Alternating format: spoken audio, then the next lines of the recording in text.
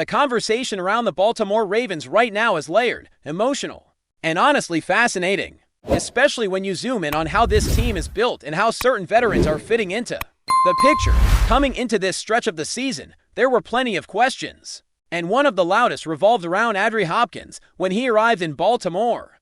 Many people assumed his role would look a lot bigger on the stat sheet, not necessarily a massive volume role with constant targets, but something more consistent than what we have seen so far.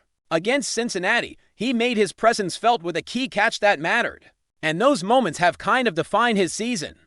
Even when injuries hit the wide receiver room and opportunities seemed like they might open up, his usage has remained selective, and that has sparked plenty of debate about why things have played out this way. What made everything more interesting was how open Hopkins was when he spoke about his role and, more importantly, his relationship with Lamar Jackson.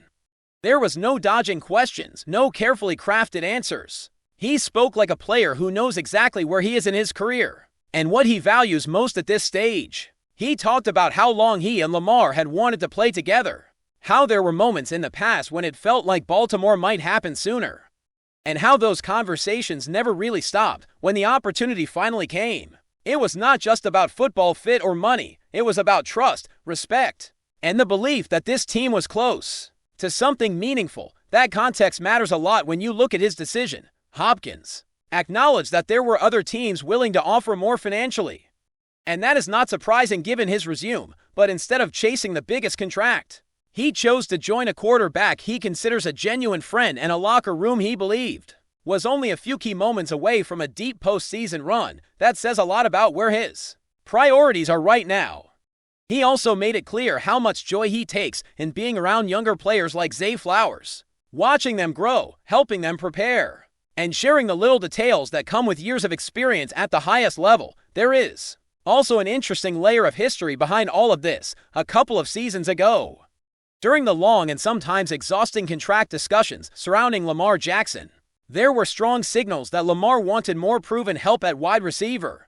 Names like Hopkins and Odell Beckham Jr. were constantly floating around, and the idea was simple. If Baltimore wanted to fully unlock their quarterback, surrounding him with elite talent on the outside mattered.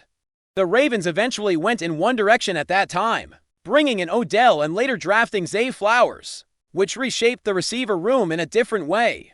Hopkins staying on the radar all these years makes his eventual arrival feel less random and more like unfinished business finally being completed. The big question, though, has always been about satisfaction. Is Hopkins truly okay with a reduced role? Is he quietly frustrated? Lamar himself touched on this after a tough loss earlier in the season, acknowledging that Hopkins did not come to Baltimore just to stand on the sideline. Winning matters, but competitors always want to be involved. Hopkins addressed that balance directly. He spoke about still seeing himself as one of the best players on the field every time he steps between the lines, regardless of what the numbers say. That mindset has not changed, and likely never will. At the same time, he understands that this offense is built around spreading the ball, trusting matchups, and letting different players shine on different weeks. Statistically, his season does not jump off the page, especially for fans used to seeing his name near the top of league leaderboards. Through 15 weeks, the raw production is modest, but the impact tells a slightly different story. His catches tend to come in meaningful moments, third downs, red zone situations, or key drives where execution matters more than volume. It is a role that feels familiar if you remember how veterans have been used in Baltimore before.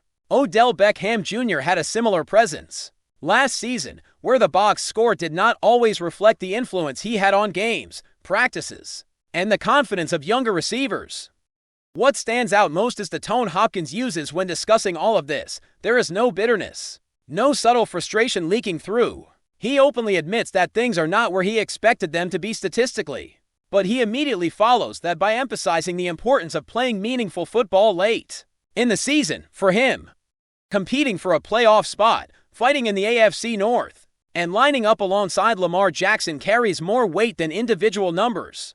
That honesty resonates because it acknowledges the truths. At the same time, he still wants to be great, and he still wants the ball. But he also understands the bigger picture of what this team is trying to accomplish. That selflessness is not accidental. It reflects maturity and a clear understanding of his place in the locker room. Baltimore is a team built on shared sacrifice, where even star players adjust their roles for the sake of the whole. Hopkins fits that culture naturally. He brings intensity, preparation, and a relentless competitive edge, but he channels it in a way that lifts the group rather than pulling attention toward himself. That is especially valuable for a roster that relies heavily on young contributors who are still learning how to handle pressure and expectations. There is also the simple reality of time. Hopkins knows he is not at the beginning of his career anymore, and that perspective shapes how he approaches each week. Instead of fighting the situation, he has leaned into it, focusing on making the most of his opportunities and being ready when his number is called. The Ravens may not be winning quite as much as he envisioned when he signed, but the fact that they remain in the thick of the playoff hunt clearly matters to him. Being relevant in December, playing games that have real stakes, and sharing the field with one of the most dynamic quarterbacks in the league all add up to something meaningful as the season moves forward. Especially with injuries continuing to affect the roster, there is still room for his role to grow organically. Baltimore may need him more in the coming weeks, and his experience could become even more valuable if the margin for error shrinks. For now, what stands out is the clarity with which he sees his situation, and the calm confidence he brings to a team navigating a demanding stretch of football. As the Ravens try to steady themselves during this crucial stretch of the season, the conversation naturally shifts from individual roles on offense to the overall health and structure of the team. That became even more apparent when John Harbaugh addressed the media and confirmed news that nobody in Baltimore wanted to hear. Losing a young defender to a season-ending injury this late in the year is always a gut punch, especially for a team that knows every single snap matters from this point forward. The timing could not be worse, because depth and continuity become even more important as the postseason approaches. The injury itself was not entirely unexpected based on how it looked during the game, but the confirmation still carried weight. Harbaugh spoke with a tone that mixed disappointment and confidence, acknowledging the loss while also making it clear that the team believes in the next man up. That philosophy has been part of Baltimore's identity for years, and it is being tested again. The focus immediately turned to how the defense would adjust, and who would be asked to take on a larger role moving forward. Trenton Simpson's name came up quickly, and Harbaugh did not hesitate to express his trust in him. The coaching staff sees him as someone who can step in without forcing major changes to the defensive structure. His ability to contribute against both the run and the pass gives the Ravens some flexibility, and that matters when you are trying to avoid reshuffling too many pieces at once. Continuity is a luxury in December, and Baltimore wants to protect it as much as possible. At the same time, there was genuine appreciation expressed for what the injured player had brought to the team. Before going down, growth throughout the season, energy on special teams, and a clear passion for the game were all highlighted. Those things might not always show up in highlights, but they are valued deeply inside the building. The hope is that the recovery process goes smoothly and that this setback becomes a temporary pause, rather than a long-term obstacle in his development. Injuries were not limited to just one position, and Harbaugh also touched on other situations that are being monitored closely. Some updates were intentionally vague, which is not unusual for this organization. Baltimore has always been careful with information, especially when it comes to players who might have a chance to return quickly. The message was simple: they will evaluate throughout the week, see how bodies respond, and make decisions with both the immediate game and the bigger picture in mind. This reality adds another layer of tension as the Ravens push forward in the AFC North race. The win against Cincinnati was important, not just in the standings, but emotionally. It kept Baltimore within striking distance and reminded everyone that this team is still capable of responding under pressure. However, it also reinforced how thin the margin can be. One injury, one missed assignment, or one off day can swing everything in a division where every opponent knows each other inside and out. Looking ahead, the challenge is as much mental as it is physical. The Ravens understand they are unlikely to get the luxury of rest or an early postseason spot. Every remaining game carries weight, and that changes how you manage players, how you practice, and how you approach game planning. Staying healthy becomes almost as important as winning, because entering the playoffs short-handed can undo months of hard work in a matter of minutes. There is also a lingering sense of déjà vu for fans who remember how injuries impacted Baltimore late last season. Losing key contributors right before the playoffs is a nightmare scenario, and it is impossible not to draw parallels. The difference now is experience. This team has lived through that disappointment, and there is a clear awareness of what cannot happen again. That awareness influences how cautious the coaching staff is being, and how players are listening to their bodies as the schedule grinds on. Defensively, the Ravens will need communication and discipline to compensate for any changes in personnel, trusting assignments, staying sound in coverage, and limiting explosive plays become even more critical when rotations are adjusted. Offensively, complementary football takes on added importance. Sustained drives, controlling tempo, and avoiding unnecessary risks can help keep the defense fresh and reduce exposure. Through all of this, leadership plays a central role. Veterans on both sides of the ball set the tone in moments like these. Their approach in practice, their focus in meetings, and their composure on game day send a message to the rest of the roster. That is where players like Adree Hopkins, even with a limited on-field role, provide value that goes beyond snaps and targets. The same is true on defense, where experienced voices help younger players navigate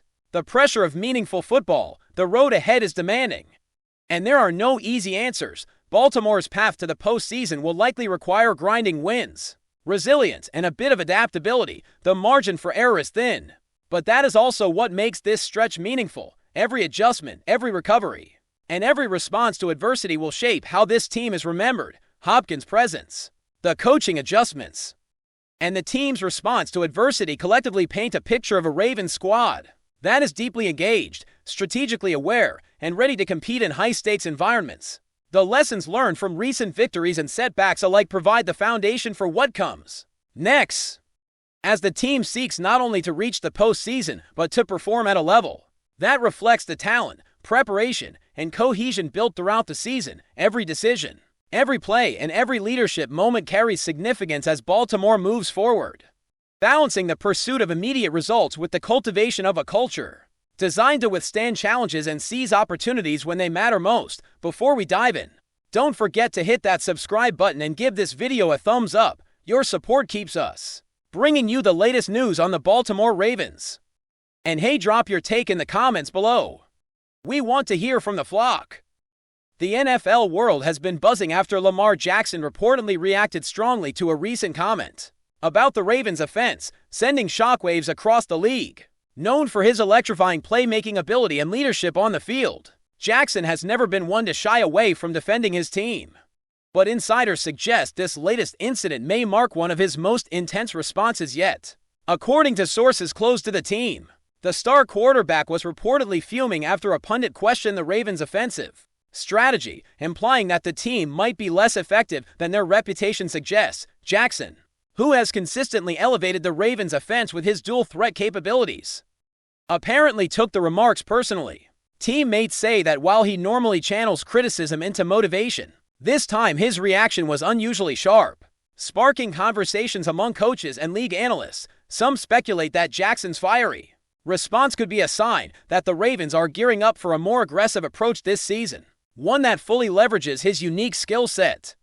The comment that triggered Jackson reportedly questioned whether the Ravens' offensive line and play calling were capable of competing with the league's top teams. For Jackson, who has transformed the Ravens' identity since stepping onto the field, such critiques appear to hit a nerve. Sources hint that he immediately called a private meeting with team leaders, emphasizing that the offense is stronger than ever and capable of outperforming expectations. Rumors suggest that Jackson even offered to take on additional responsibility in refining the team's approach, a move that could signal a shift in the Ravens' offensive philosophy. League insiders are already speculating about the ripple effects of Jackson's reaction. Some suggest it could ignite a public back and forth between analysts and the quarterback, while others see it as a motivational spark for the entire team. Either way, the Ravens are under a bright spotlight, and Jackson's reaction has only intensified the narrative. Fans, naturally, are divided. Some see the quarterback's fierce defense of his team as a testament to his leadership, while others wonder if the fiery exchange could create tension within the locker room. While the Ravens have consistently been considered a top-tier team, the drama surrounding Jackson's response has added a new layer to their storyline, with speculation swirling.